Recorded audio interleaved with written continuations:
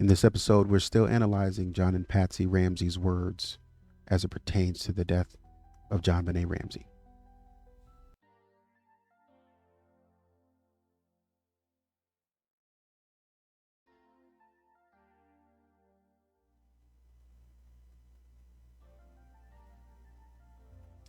So, we've been talking about sort of this thing with JonBenet Ramsey, her death, the weird energy around the movement of the body. In some cases, you have a nourishment energy, not a nourishment, a nurturing energy. Well, somewhat nourishment, sort of like giving love, nurturing, and sort of like, I guess, in a way, sort of trying to shower her. Um, that's actually interesting that I use that word because it's like you're trying to shower her with love after death. You rock her back and forth, my little angel, um, and you're sort of showering her, um, trying to sort of give, because obviously when somebody dies, you try to give them that last piece of love that you have. Um, Unfortunately, it can't bring them back. You know, for those, who have lost someone that you're thinking of right now, I send my condolences. Same for myself. So, death can be a very hard thing. Um, it can send you to different places. It can put you in a different mindset. Um, it can make you do very weird things. I am reminded, but it's interesting that what death will do depending on what side you're on. I was because it's funny, we think that when we see it, we'll just go completely black. But sometimes people can think and be very crafty in death. They can frame their mind when a situation where death has occurred. They can frame their mind to understand the situation in a way that allows them to detach from the situation and take action to cover up. You might be thinking that I'm talking about John and Patsy. I'm not. I'm actually talking about a case. I can't remember. I can't remember the names. I was watching it the other day. Name of the show is called Murder Tapes, I think. Either Murder Tapes or People Magazine Investigates. I think it was Murder Tapes, though. But basically, yeah, I think it was Murder Tapes. Essentially, what happened was, thank God for cameras. Basically, what had happened was,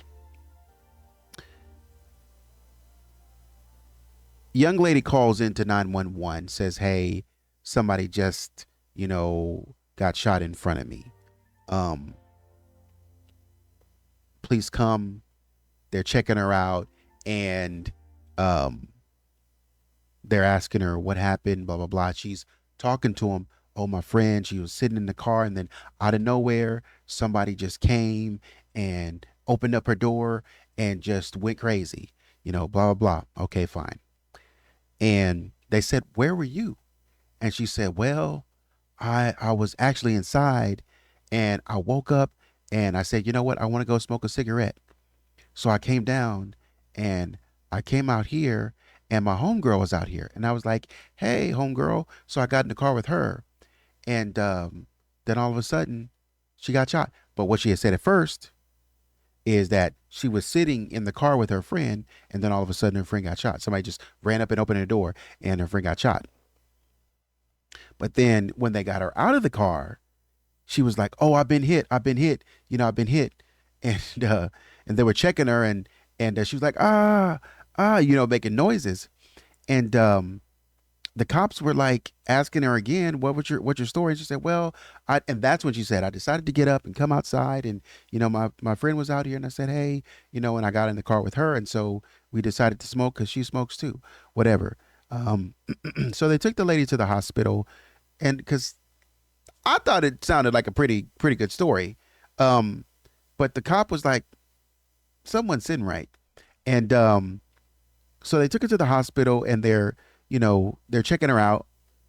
Come to find out, um, this girl doesn't have a gunshot wound in her. She's lying. She did not have a gunshot wound.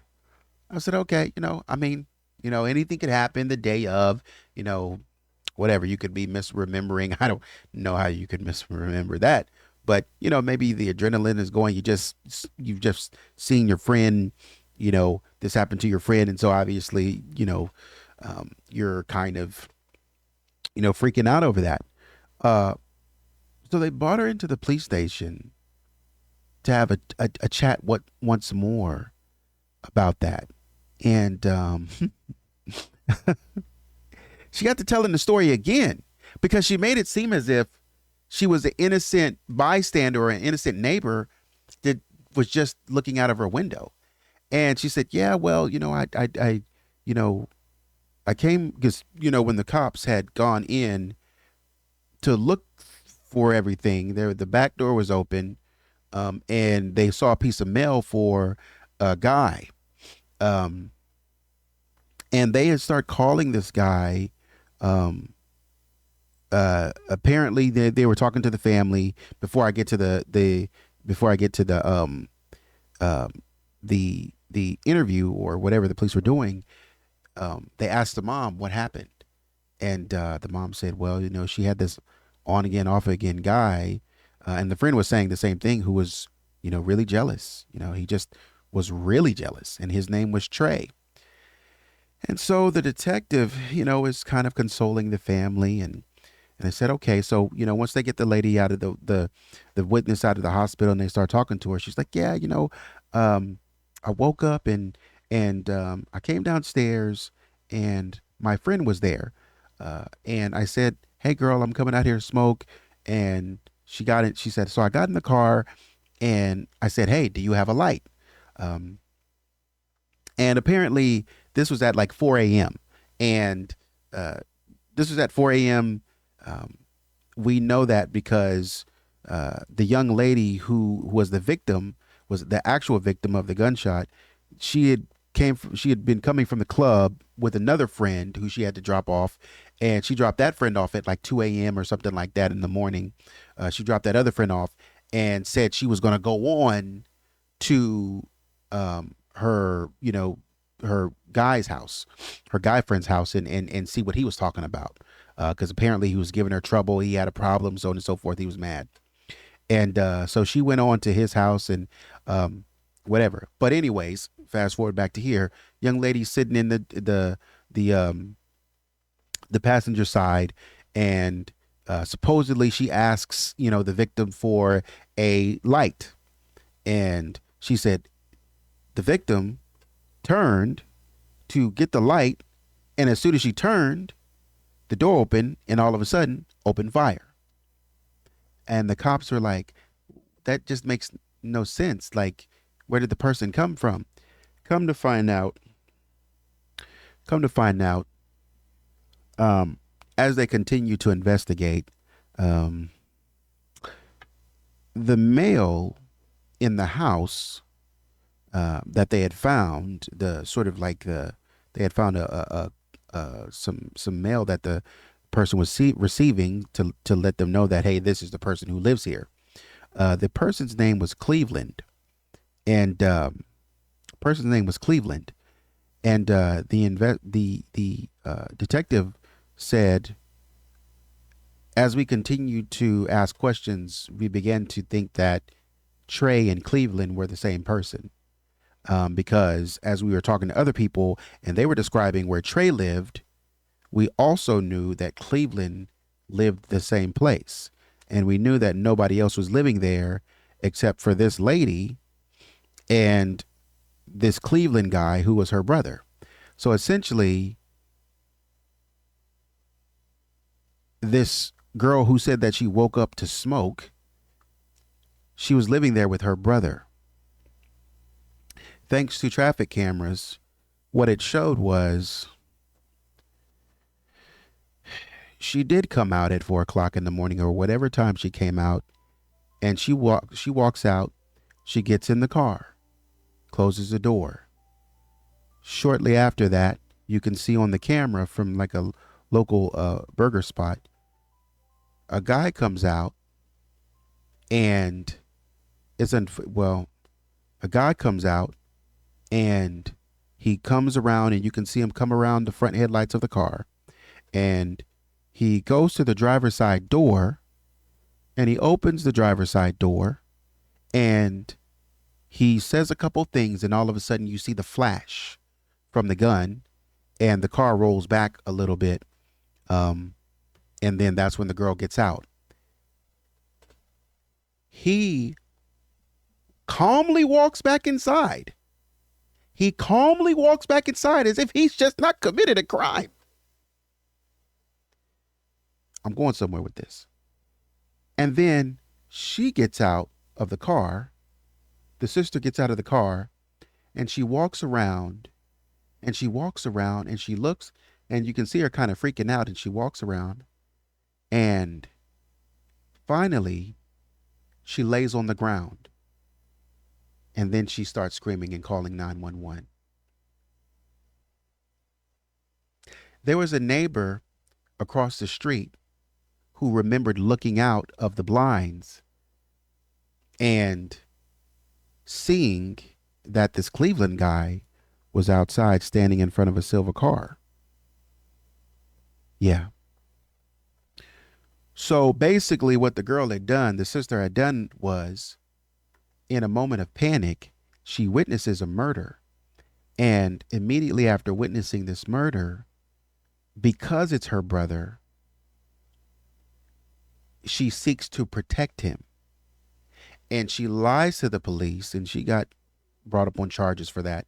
She lies to the police, trying to deceive the police and make it seem like some random person. Just, he kind of put her in a bad spot.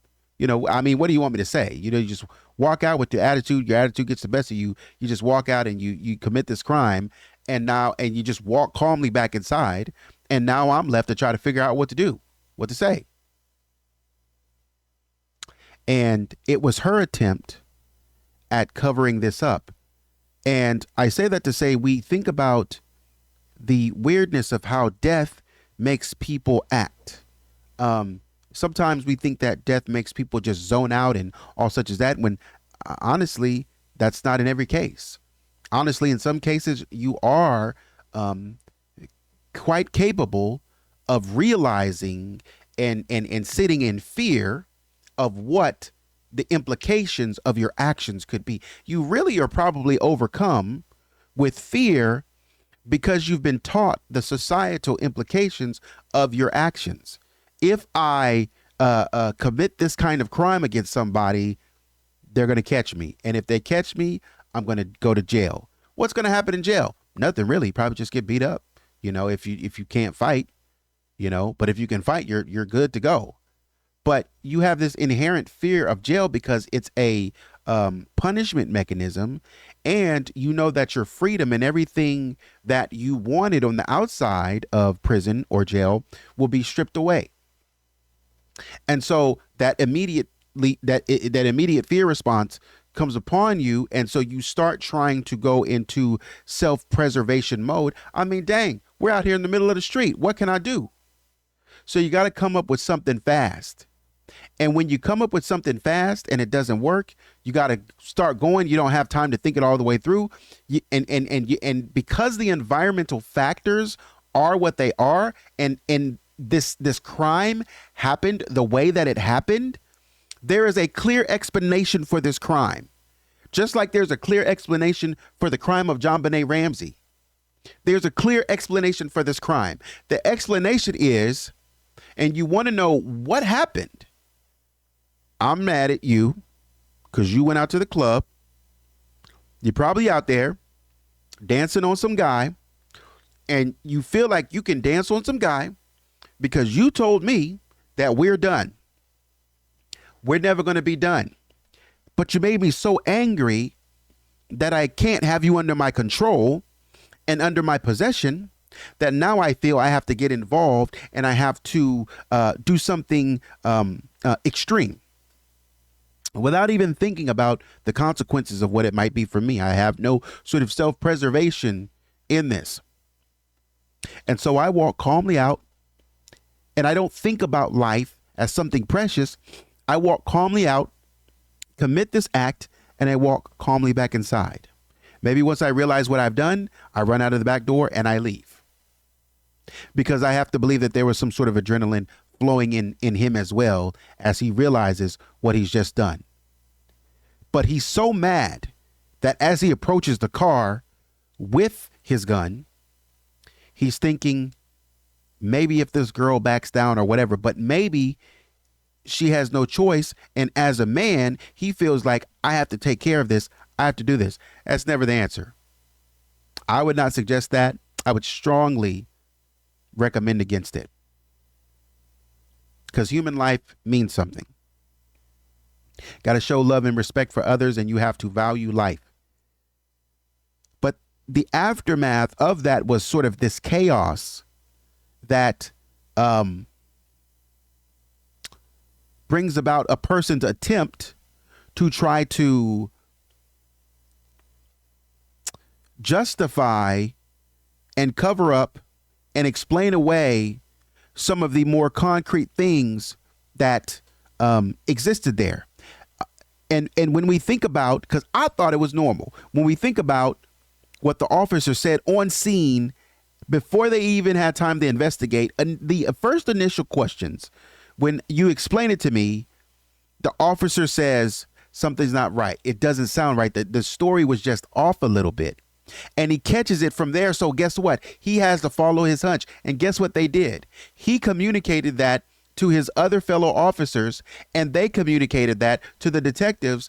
And guess what?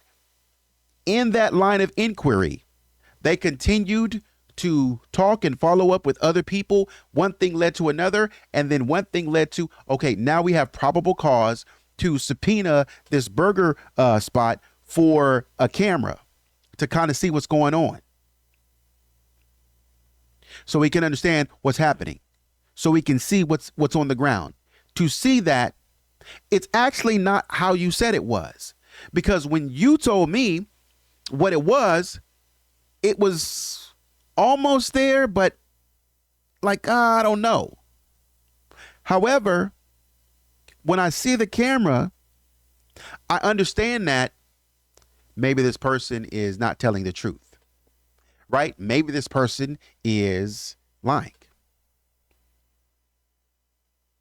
And in so doing, I find out that you are lying because you're trying to cover up something because it's family.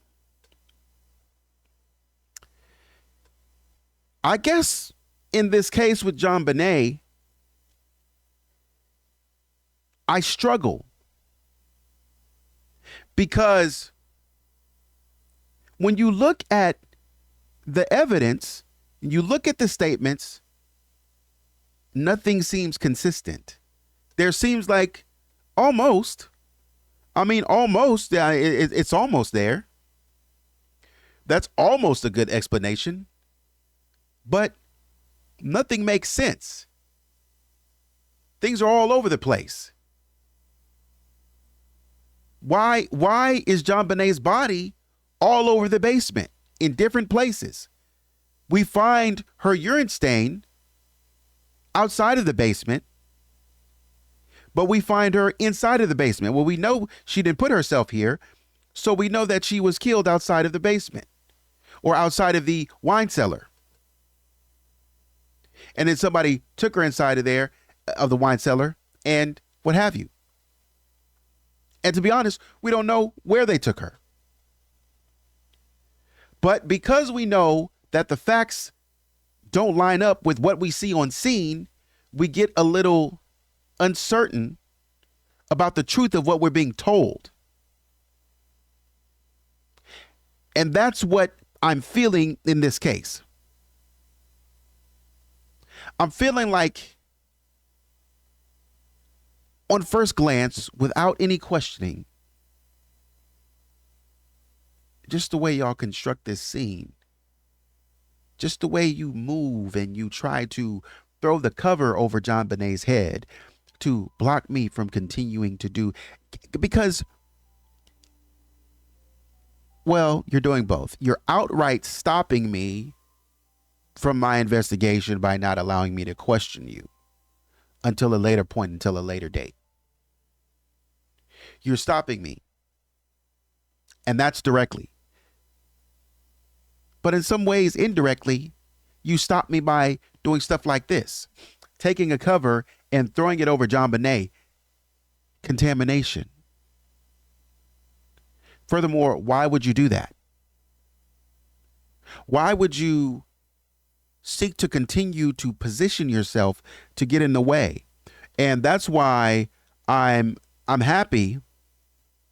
That's why I'm happy that Boulder Police Department is not discussing. Every time you ask John, he says the Boulder Police Department is not discussing anything with him. And I'm happy that that's the case. They don't need to discuss anything with him. Because even if innocently, John has shown you that he is a liability to the crime scene. John is a liability to this case. Look, every time I turn around, you're trying to give me tips. You're trying to call, see what I'm doing. And every time we allow you in on this case, something gets messed up. Something gets touched. Why are you over here?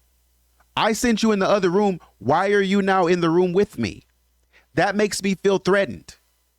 That's what I'm saying. If I'm a detective on this case and I'm hunched over with my back turned to you, I'm hunched over and you're freaking coming up behind me, grabbing covers and throwing. There was no explanation as to why John did that. John, without a word being said, John did not say, Detective, can we please cover her face? I mean, I can't bear to see my daughter look like this any longer. You got these weird actions of this man just coming up. JonBenet is laying there. Weirdly, this man just comes up and throws a cover on her face, throws a cover over her. Why'd you do that? I wish to God that Linda would have turned and looked at him and been, I know why she didn't though. She didn't have backup. She probably would have did it if she had backup. But I wish, not at the cost of her safety, but I wish she was in a position at the time to look up at John and be like, why'd you do that? To question him. But instead, she just put her hand on her holster and said, I don't know about this. I don't know what's going on. Because nothing makes sense. Just like the case that we talked about, nothing makes sense. I'm uneasy. I'm uncomfortable. Man, you doing something I don't like. Don't make sense.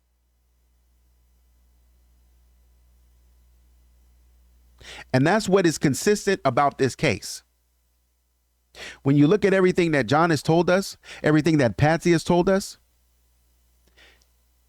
it sounds about right, but it doesn't make sense until you start digging deeper and understanding what crime scene investigation experts have told us. People who are there have told us. I wish I could sit down with Ron Walker and ask more questions. Because Ron Walker, every time I watch Ron Walker, he is a treasure trove of information just by simply telling you what he saw at the crime scene. Obviously, being a realist and saying, man, I can't convict you off of, what looks like handwriting on a notebook. I can't do that. Of course not. But the intuition tells us where to look and how to question people. And it becomes somewhat obvious that John and Patsy didn't like the way they were being questioned. I don't like the angle that you're coming at because I think you're trying to accuse me. And so what if I am? I heard the guy say on one of these documentaries, no self-respecting attorney, criminal attorney would allow their client to answer these kinds of questions. Of course, we get that. For sure. Whether you're guilty or not, For sure. We understand that. We respect that. But y'all didn't answer. Even in the case of baby Lisa that we talked about, when the mom, who knows what happened, baby was kidnapped, never found, to my knowledge. Even the mom asked, she took a lie detector test. I don't know how many times. I think she took because they were saying, it's you're the problem, this doesn't make sense. She took a lie detector test. And I think the agents lied to her, and they said that she failed it when I think she actually passed it. I can't remember. But at any case, she said, I'm not lying. I will take a lie detector test. Hook me up. I'm an open book. Ask me anything. And only when they pushed too far and they kept blaming her, even after the lie detector test that she volunteered for and any other information that she volunteered for and all the interviews that she volunteered for, even after that, and none of that was concretely pointing back to her, after all of that they wouldn't believe her, she said, okay, now I'm going to hire an attorney because it just seems like you guys won't listen. That's fair. I understand that. I get that. But, and this is what we're saying, it's almost like John and Patsy are hearing things in their head. Oh, the Boulder Police Department didn't like us. They were mad at us. They weren't doing anything but looking around. And this is prime evidence. Like this is prime example of, my God, Linda is literally just down on her knees at the crime scene, checking out JonBenet and looking over JonBenet and observing what she's seen, because I love Linda Arndt's detailed reports in her writing about what she's seen and how she's documenting the case. I think it was a major mistake that they let her go, because her work, she has got the most thorough report on this case. We needed more Lindas. I like what Steve Thomas was doing as well.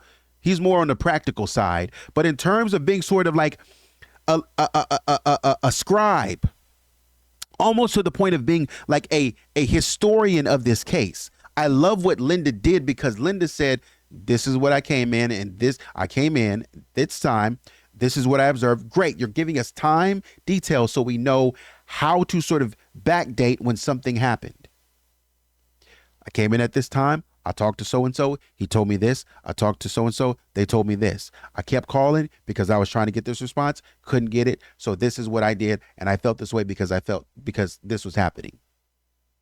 I looked over. I saw John going out. He went to go check the mail, came in, and I thought it was interesting that he was doing this. Great. Thank you for documenting that so we know John's actions.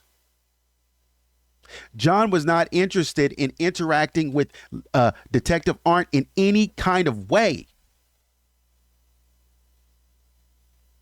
She had to go find him. John's being antsy, doing all this and that, and she has to go to him and give him instruction. Before JonBenet is on the ground, she's giving John instructions. Go down to the wine cellar. And this is what I'm saying. Go, or not even the wine cellar. Go down, not even go down. Go look and see if you can find anything that is out of place or doesn't make sense. And John goes out and extends the instructions, and instead of coming back and saying, hey, look, I think we found something downstairs. Hey, come down. He brings JonBenet up. God knows why. God knows why he brought JonBenet upstairs. If you couldn't tell us about the broken window and the suitcase, why in the world would you pick up JonBenet and bring her upstairs? What's that going to do? Oh, I was just, I decided to bring her back up just because I didn't know what to do and I freaked out. Fine. I don't even have a problem with that. It's a little weird, but I don't even have a problem with that. But you were in the mode of listening. But we see that there's a certain level of disobedience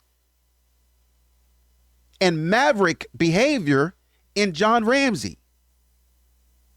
I can tell you to do one thing and you start off doing that, but then you go do something completely different. That happened twice. She told him go downstairs. He didn't trailed off and went and did something else. She told him, hey, stay here. We need to track this phone call. He done ran off and ran upstairs and went, and they said, where were you? He done ran off in Burke's room looking out the window. I didn't tell you to do that. Who told you to do that? He done ran back upstairs with JonBenet. She said, go in the other room. He done came back in and threw a blanket over JonBenet in the lady's face. And then want to turn around and get on national television and tell us about what a terrible job that the cops are doing. I mean, well, dang, every time I do something, you work against me. You're actively working against me. You take this off of a chair or a couch or wherever you took it, and you throw it down on her, and you contaminate the crime scene, and you contaminate the victim, because we don't know what particles, skin cell particles or what have you, are coming off on JonBenet, which is going to mix the signals when I go to do touch DNA analysis. Think about that. And then guess what? John gets down, rubbing his fingers all through her hair. Patsy picks her up and holds her close, chest to chest, cheek to cheek, and holds her and rubs all on her. And now we send her off to the forensic lab, or to the we send her off to in front of the coroner, and he's got to dissect through. He's got to dissect and try to figure out what's what. I don't know if this is native to JonBenet or if this is sort of like an after positioning thing. Honestly, I feel like we can say that that's possibly part of the cover up. Kind of moving and touching stuff and doing all this and that. Honestly, I feel like that's part of the cover up. Whether you meant to do it or not, I feel like that's part of it, because this is something that tampers with this is crime scene tampering.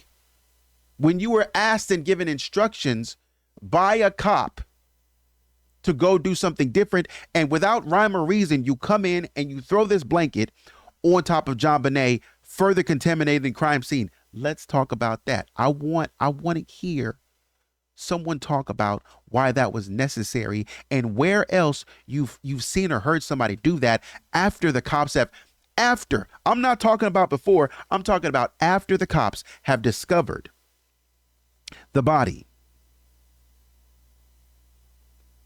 When have you ever seen, while the cop has discovered the body and is sort of working with the body, what case have you heard of or seen or been a part of where somebody comes in and does something like that? Unhinged. Completely unhinged. Dare I say, uncouth behavior, unbecoming of anybody with a real sense of trying to get this case solved. What are you doing, dude? Why are you bothering me? You're becoming a nuisance. What are you doing? And I think it exemplifies, because what you do in one area, you're going to do in another area. I think it greatly exemplifies sort of the behavior that John and Patsy displayed all throughout. Extreme statements. They never called for help. They never wanted to. They didn't do this. The Boulder Police Department didn't do that. Extreme statements that we know are not true. Like that's not true. Like, aside from where you are in terms of what you believe about this case, a lie is a lie. Oh, they didn't try to do this. They didn't call this. They didn't try. Yeah, they did. That's not true. After everything that we've analyzed, we call that a lie. That's a lie. because you've had reasonable information to know that this is what the cops said that they were doing, and they showed you evidence of that. They had several primary suspects that they were looking at least 3 others that they went after and interrogated. And you continue to tell us that they never did this. Yeah, they did. And it makes me hard. I mean, it makes it hard for me to believe you. Pause. It makes it hard for me to believe you because I look at you sideways and I'm like, what are you doing? Why are you here right now? What are you adding? What's your value add to the scenario right now? I'm sorry I went on a rant, but that just doesn't make sense to me. I have to ask, what's your value add to the scenario right now?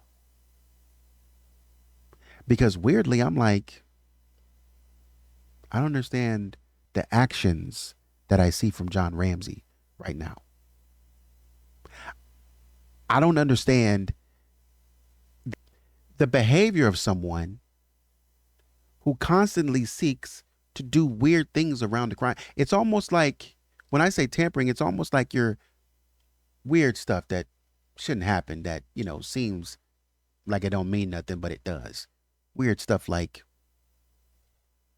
I'm over by the kitchen counter and I'm going through all the mail, and you come in and you move one piece of mail from in front of me, and that's like, this is similar. That's why I'm harping on it. I'm a detective and I'm at the kitchen counter and I got this stack of mail that I'm about to go through. I have a stack that I finished and a stack that I'm still looking at. And from the stack that I'm still looking at, there's all this that I finished. From the stack that I'm looking at, you come over, you pick up a piece of mail, and you move it over into the other stack. And now I have to question, why was that important to do? What would make a person go from, because we're talking about somebody who's in grief mode, who's in crisis mode. Patsy could barely stand. You can't even think. But at critical junctures, we see you take action. At critical junctures, you stop listening to the police and you start acting by yourself. Officer French shows up, you go down into the basement and you search. They bring you up and say, hey, can we get you to put on this gear so we can monitor the call? You go upstairs, you put it on, you go upstairs and you look out the window.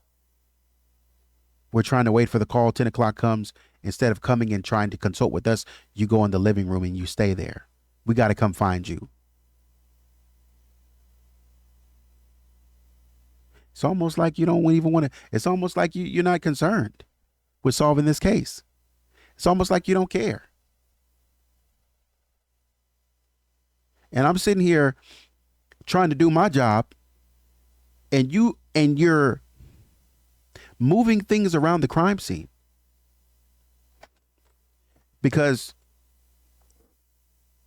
from what I could, just off the top of my head, John moved several things in the crime scene. Unwarranted, unprovoked. Just moving things at the crime scene. You come in, the most important thing is you move JonBenet's body. You're moving the covers around. You're moving this cover around.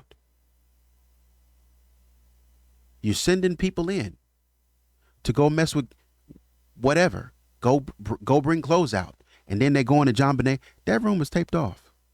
Going in JonBenet's room and pulling medals off of the wall.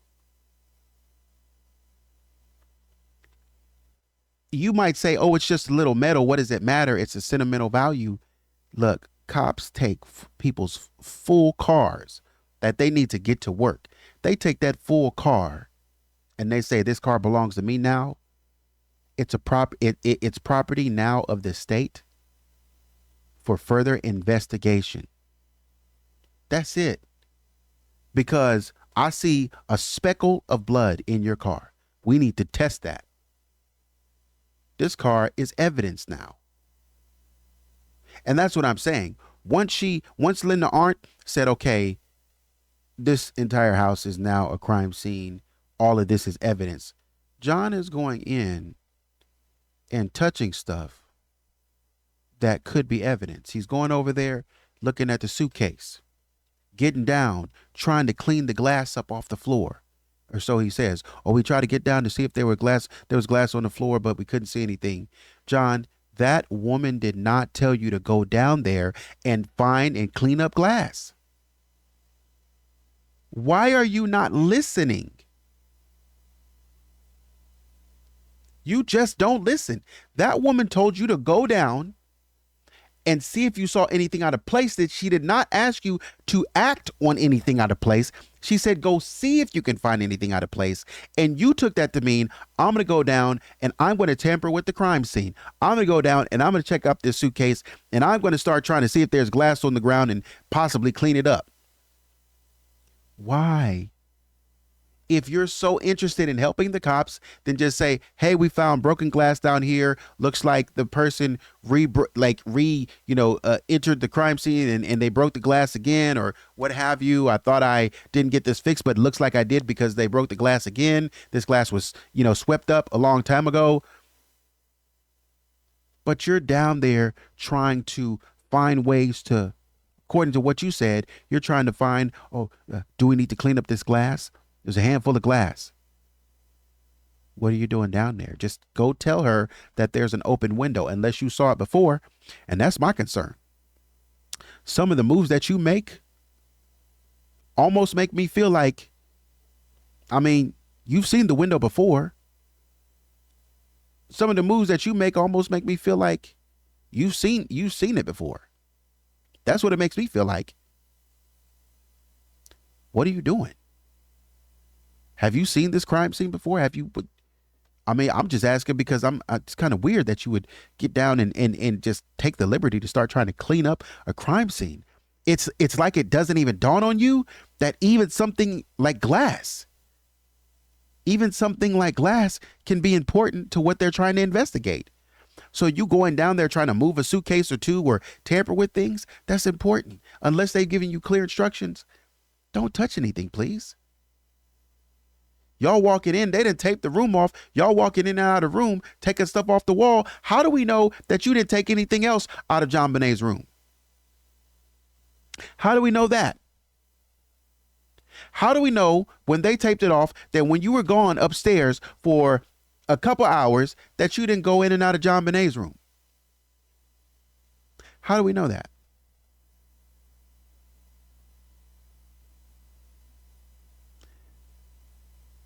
Under that suspicion, something doesn't seem right. Just seems a little weird because you shouldn't be doing that. I'll leave it alone, but it just seems a little weird. Seems like you should be doing that. There just seems like it's going to show up somewhere in my analysis. I'm going to think about it and I'm going to circle back around to it. These people don't know how to follow instructions. These people do not care about procedures. They try to act innocent. And I'm not accusing anybody of anything. I'm not saying that means that they did it. I'm saying you try to act innocent, but you don't listen. You think the rules don't apply to you. And that does not sit right with me. And so in doing so, why do I think that's important? In doing so, when you believe that, when you think like that, you operate like that in a knee-jerk fashion. It's just like automatic. It's second nature to you. You just start acting like you don't care. You might have somebody that's they're a rude person. They don't care anything about you or anybody else in the world. See a parking space and They see you waiting for it and they just pull up and take the parking space. And you say, hey man, what's the deal? And then later on you see them in the store and they're coming out of an aisle and they just cut right in front of you. Almost hit your basket. And you're like, man, something's weird because you're just a rude person. You're trying to knock me over. You don't have any care for anybody. You don't yield to anyone for anything. You don't defer to anyone for any reason. Just run people over. And if you run people over in the grocery store like that, then that's your pattern of behavior. You're going to run people over elsewhere too. So if that's your pattern of behavior, I can expect for you not to listen only when it suits you. You only listen when it suits you. I can expect you not to listen elsewhere when we get on the crime scene. And it's probably something that you know you shouldn't be touching, but you touch it anyway because it suits you. It benefits you. That's what I feel like. It's going to show up again. It's going to show up somewhere. But anyways, I'm going to keep on going. I was supposed to be doing, what's her name? Barbara Walters. I was supposed to be looking at her. But anyways, I'll get back to her on the next run. But appreciate you watching. Continue to like, share, and subscribe. Thank you for that. To all my members, I appreciate you. Much love to you. Big hugs, kisses, shout out to you. And till next time, take it easy.